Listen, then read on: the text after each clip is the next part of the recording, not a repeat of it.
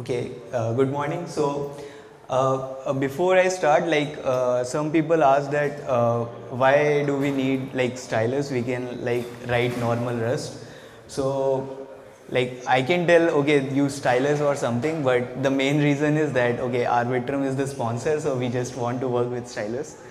And uh, for today, I'll explain some more concepts that were left, external contracts and events and errors and everything. We'll deploy the contract that we were like learning yesterday, and I think after that it would be better if we like start building projects on our own.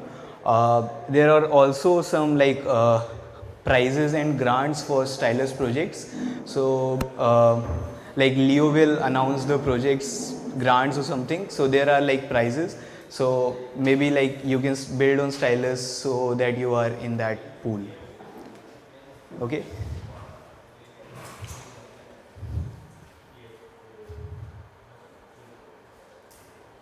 Yeah.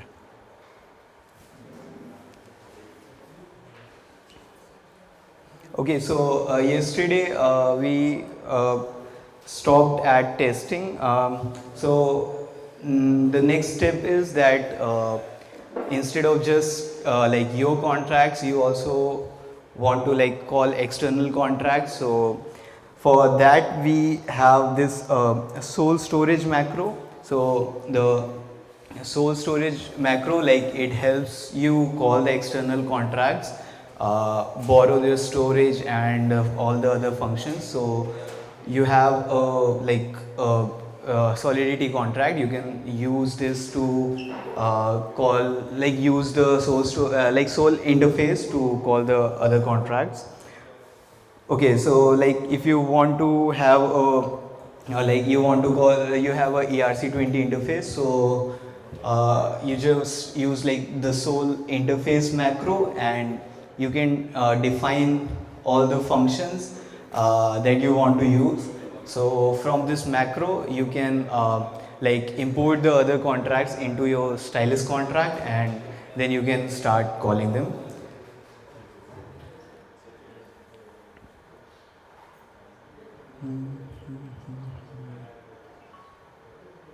Yeah, so like it is it's just a macro, like it just helps you write the helps you with the, like it's related to the Solidity API. So this is just the use of transfer from. So we imported the ERC20 and then we can use those functions in our contract. I also have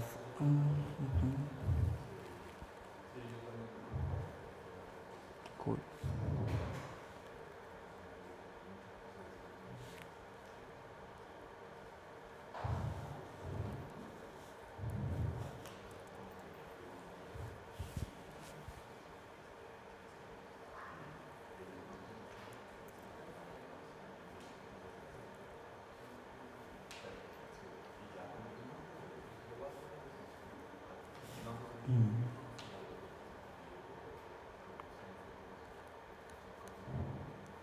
Okay. Is this? What? Yeah. Okay, then we have errors. So you there's like you also need to define custom errors, and there are two type of errors that we will be dealing like whenever you are writing the contract. So there are recoverable errors, so they use the result type. So when you do not have any error, you will have a okay for success or like the error for failure. And the unrecoverable errors, they like end with the panic macro. So it is better than when you're writing the contracts, you use the recoverable errors, like you check all the edge cases and have a custom error defined for those functions, because you don't want to end your functions in the panic state.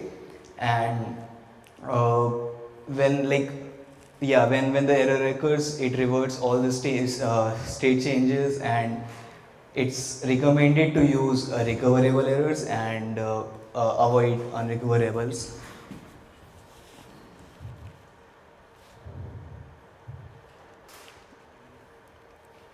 Yeah, so like this, if in this multi-call contract, we how do we define errors? First, one thing you might notice that we use the like storage tag here instead of defining sole storage. So you can either define like either write the sole storage macro and write everything like Solidity based, but or you can just add the storage tag and write everything Rust based. So like if you notice in where's this counter? Yeah.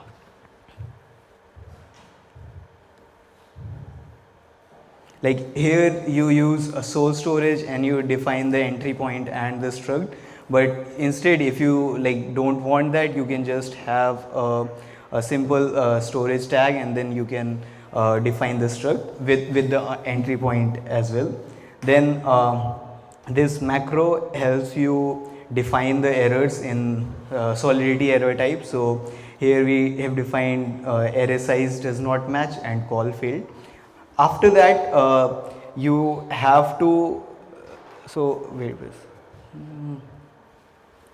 yeah, so you have to this like use this tag, the derive Solidity error, and what this does, so this helps you it builds everything Solidity based. So with this tag you can actually define the errors in in the Solidity format. So we have a enum for multi-call errors, and the errors we defined in the under the sole macro, we just like we have to define here as well. So just for like it matches with the Solidity error tag, and yeah, then we have the contract, and there are multiple ways to deal with the errors. So here the result we are using, so either the output will be a vector of bytes or we have multi-call errors as we have defined here. And yeah, so if there is an error, we can easily call our custom error that we defined. So multi-call errors and call failed, and here if the array size does not match, so we can call that.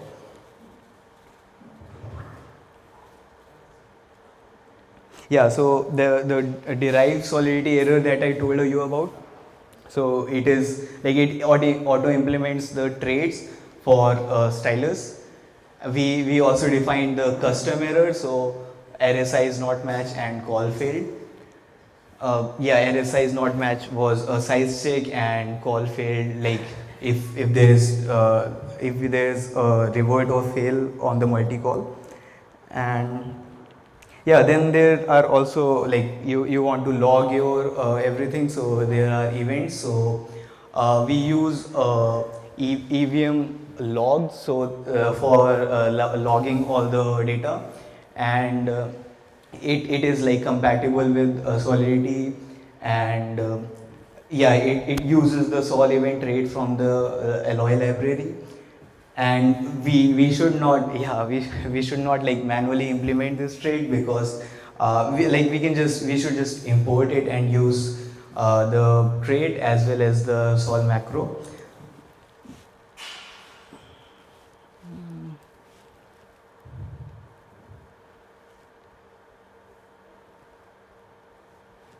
Logs, yeah, so we defined the like events here, log and another log. Then we defined the struct, and then we use those logs. So here we used EVM log, and then we called our event. So this is the event. Then here, since it takes like address and a message, so we define the sender message, like the address and the message, and here's like another use of the log. Yeah, then we as we were is this visible?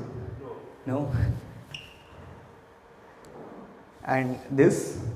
Okay.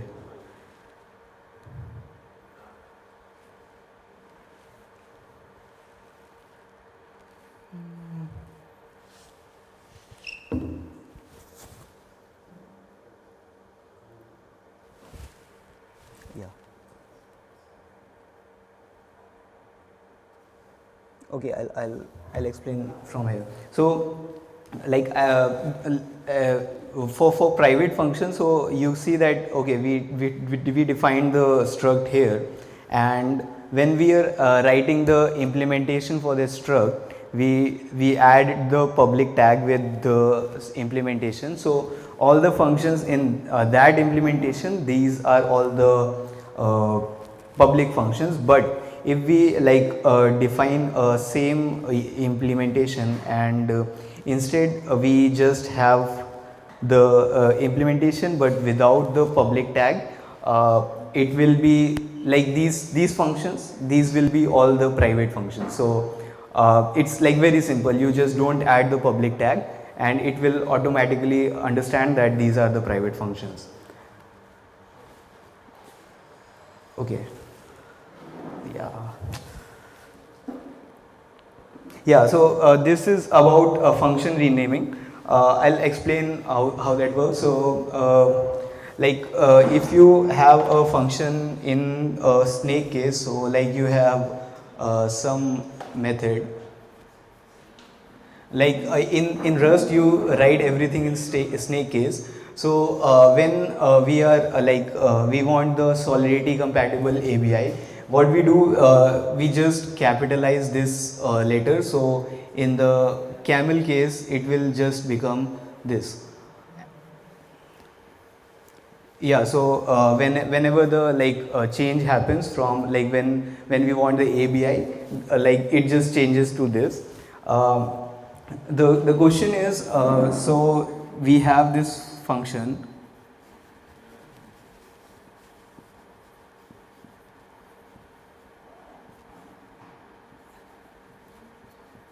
So if we have a function named token URI, now what will happen, if we want the Solidity version, it will be just token and the U will be capitalized and it should be like this. But sometimes the Solidity versions say if they want that okay, the second is not capital URI, but we instead want token, and in the normal functions the URI is like this. So all the three letters are capped, and for that what we do,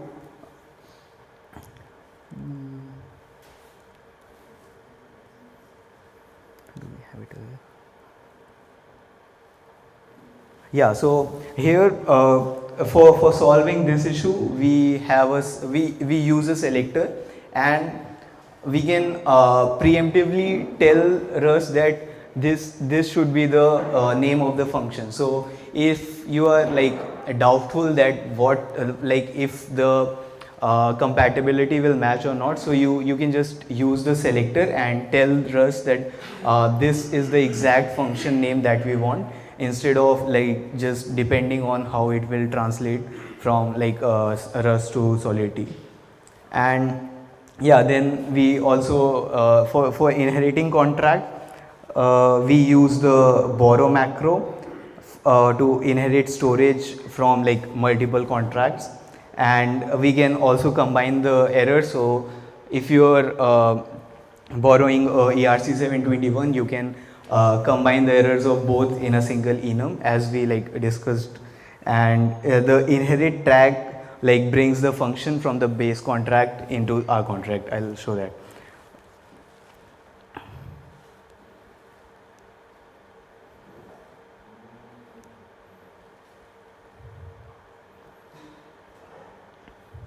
Okay, so we use the soul storage and we define our struct and say we want to use ERC 721. So first we import it from the OpenZeppelin Stylus, and then we use the borrow tag. So since within the entry point struct, we define all the storage variables for our stylus contract. We are using the borrow tag here, and we take the base contract storage within this struct as well.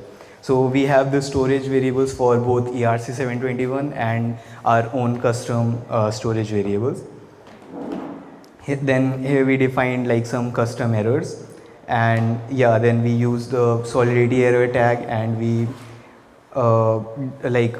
define them. So yeah, here you can see that we have combined both of the errors. So we can use the borrowed ERC721 and have a error there, or we can have our own error. Then like it is all the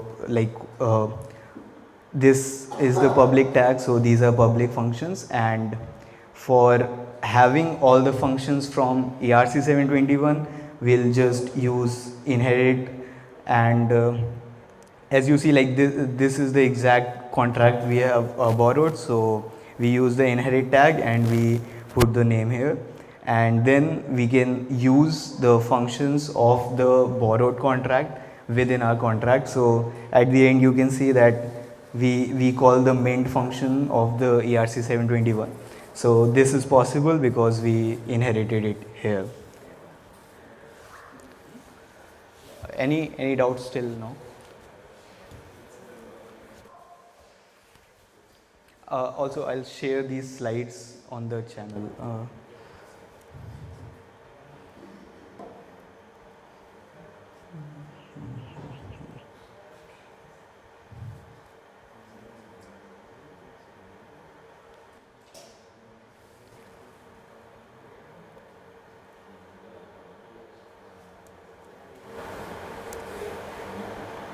Yeah.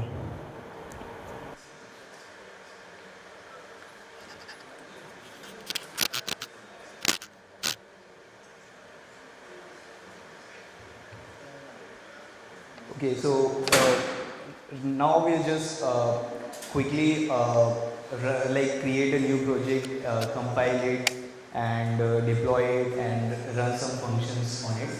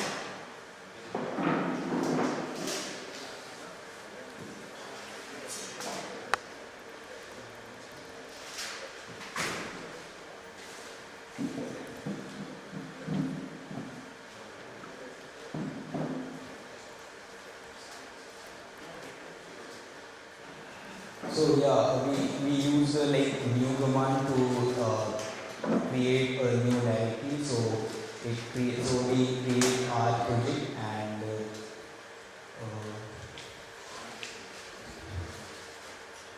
yeah, so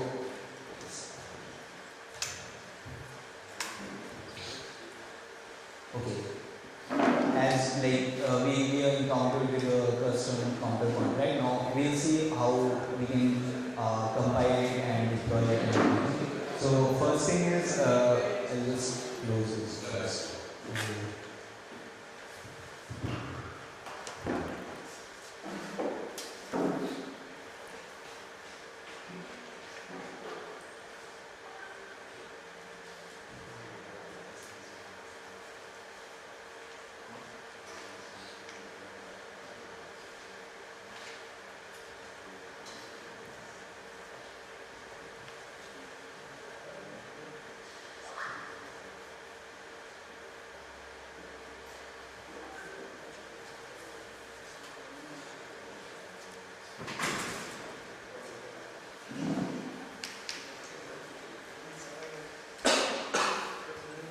Okay, so after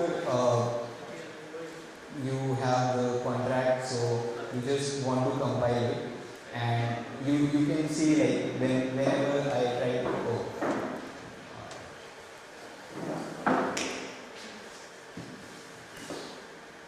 hmm, but it should fail.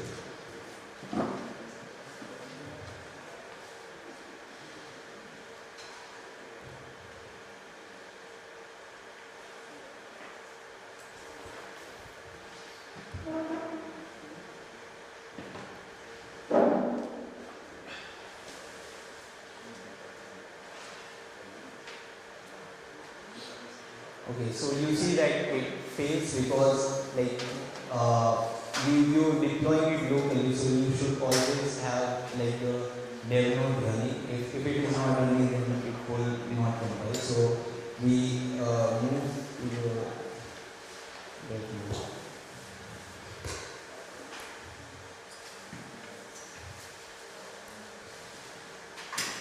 Now we have the dev node running, and now we'll check it again if it compiles.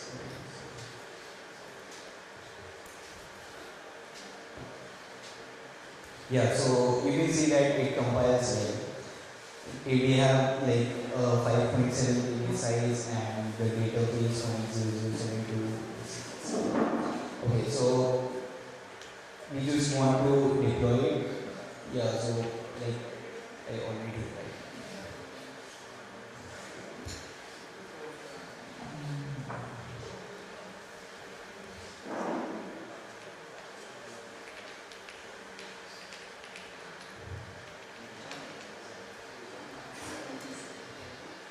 So you just run cargo Stylus deploy and you provide your private key.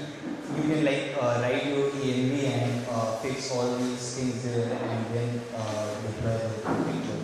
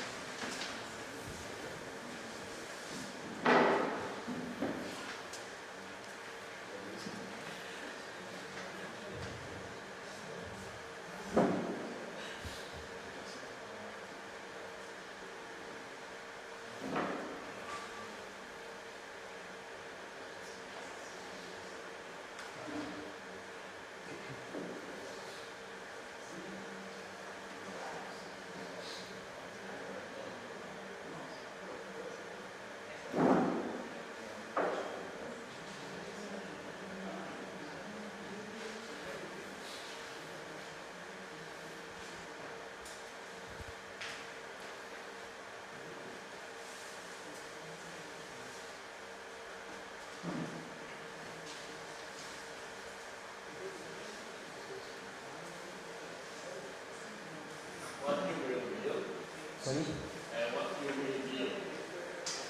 What I will build? Yeah, so like this is all the knowledge that I provided now. I actually need feedback. Like should we code along here, or like we can build a small permissionless DEX or something, and like I can explain the DEX functioning, how the map works, and then write the code itself. Or do you want to like have your own project, start working on them, and like we can discuss as we go. So I would like love the feedback there. So because I can like code along with everyone, but the problem is I don't think we can be in sync like all at the same time, because someone might, yeah, I can like have the slides as well, so that whatever code I am writing, I have the slides, and like I'll add the code in the slides, so you can just follow through, and I can write it here as well. So like whatever is your feedback, we can go along with that. And I think Leo told me that there are some like incentives or something about building on Stylus, so he can like probably explain better whatever like the prices or something are. So you can check those out also. Yeah, but please do provide like how should we go forward? Yeah. Both ways it works. So.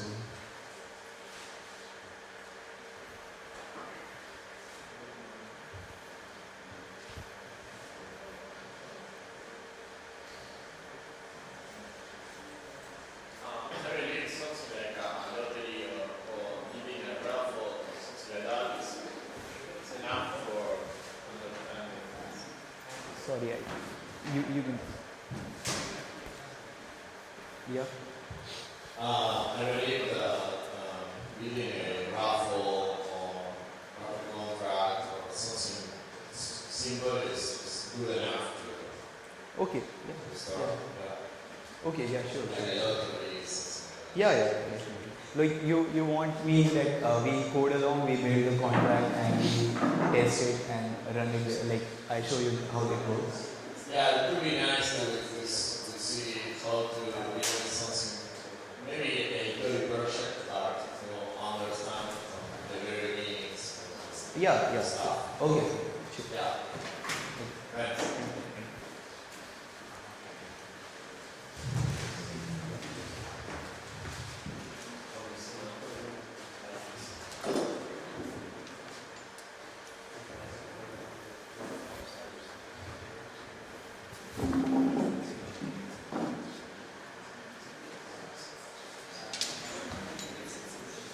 Sure.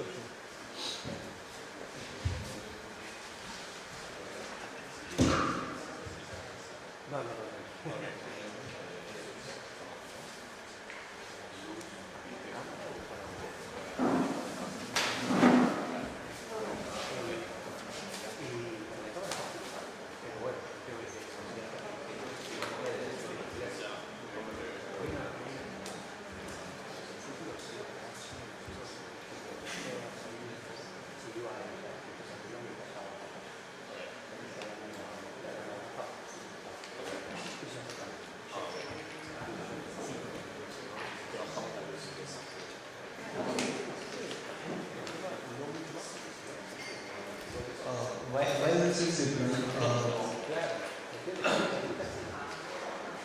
So at the end you can find a link in the slide. So like this link will redirect you to the awesome Stylus repo, and like whatever you want to learn you can like have everything here. And there are some projects.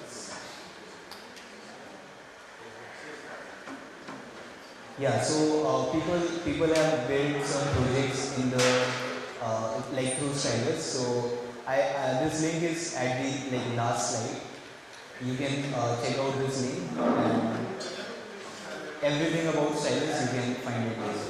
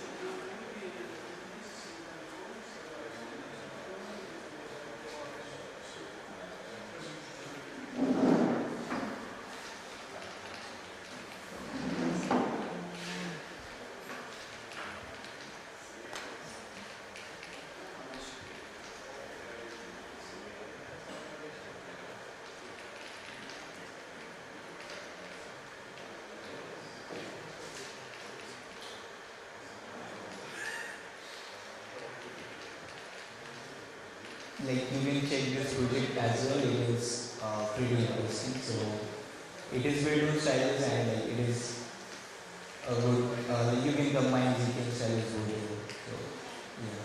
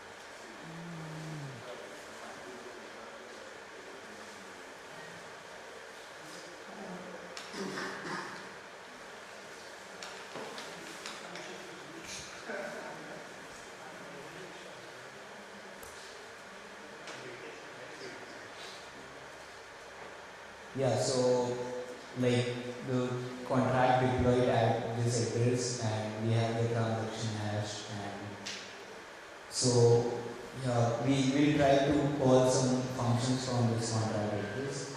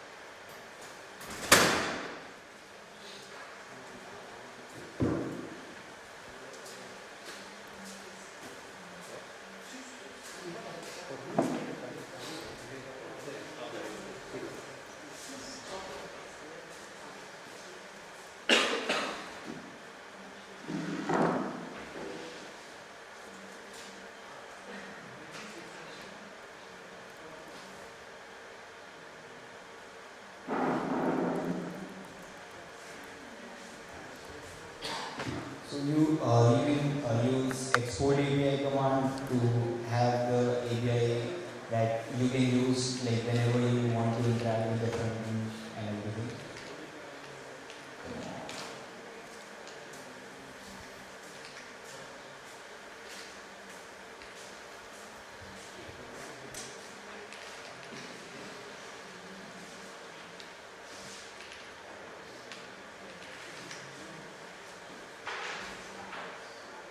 So this is the issue I'm talking about. So the sync does not like happen because it takes a lot of time for deploying everything.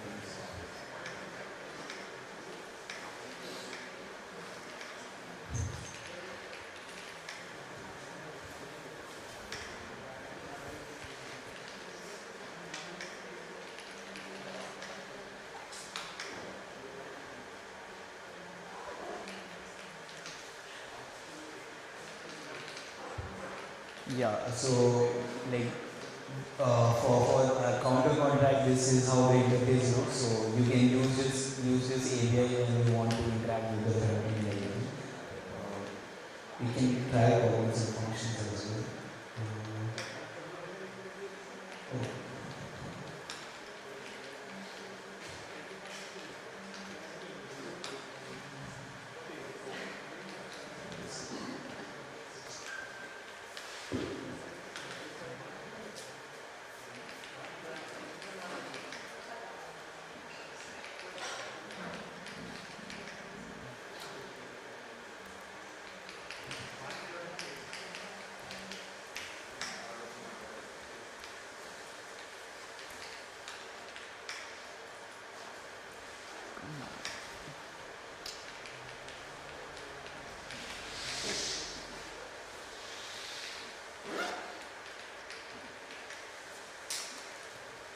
Yeah, it's best to store the contract address before clearing the screen.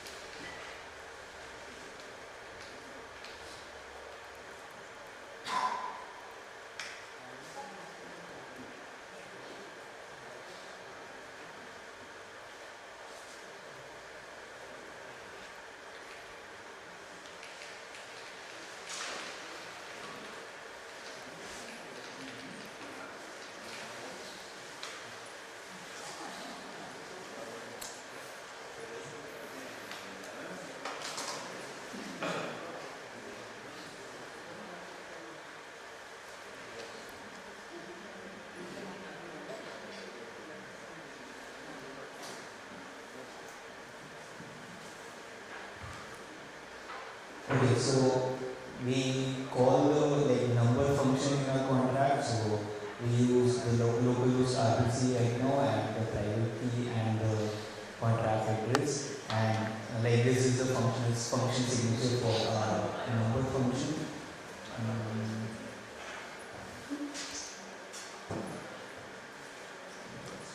Yeah, so it just returns in 256. The thing to note is that when you provide the function signature here, please don't use the Rust format, instead just use the Solidity format. So you use U in 256 instead of U 256 here. And right now it just outputs the number and it is 0. So the number is 0 right now. We can try to update it.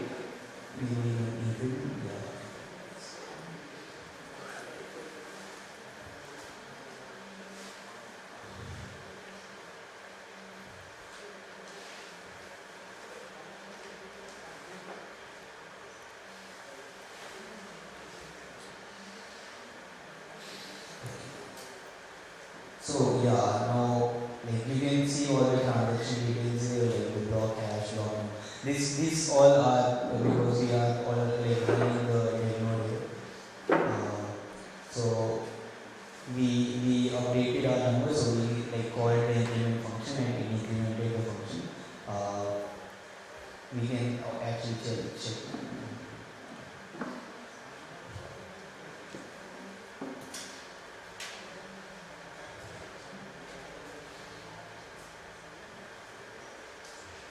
Yeah, there is no logs here because we haven't logged anything. We have the log hash, the gas use and gas price and everything.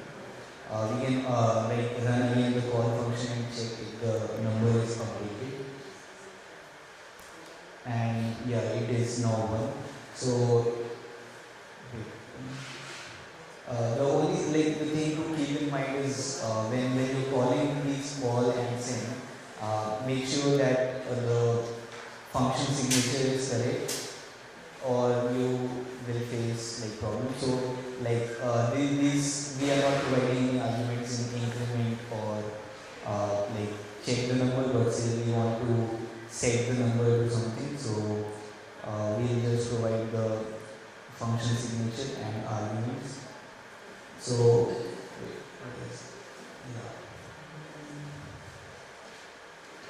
okay, so this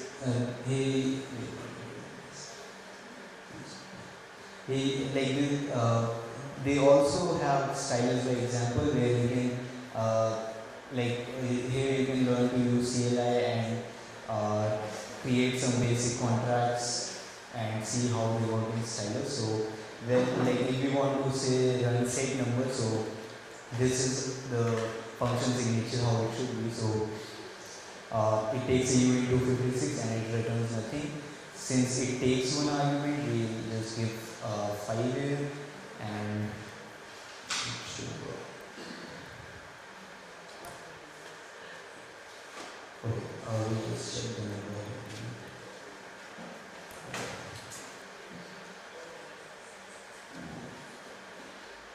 Oh, it was okay. So when we ran the setNumber is we actually used call, but it should be send because we want to update the number. Yeah, now it works, and we can check it again by calling the numbers, and it is updated to 5. Yeah, so this is how you can deploy the functions and call them locally and check if this is working or not. You can work with the testing and everything. And after that, the end slide is actually the awesome Stylus here. You can find all the relevant learning stuff as well. And there are some awesome projects there. People have built on Stylus. And we can continue from here whatever way you want. So we can build together or we can start the projects. So however the feedback is, we can go along with that.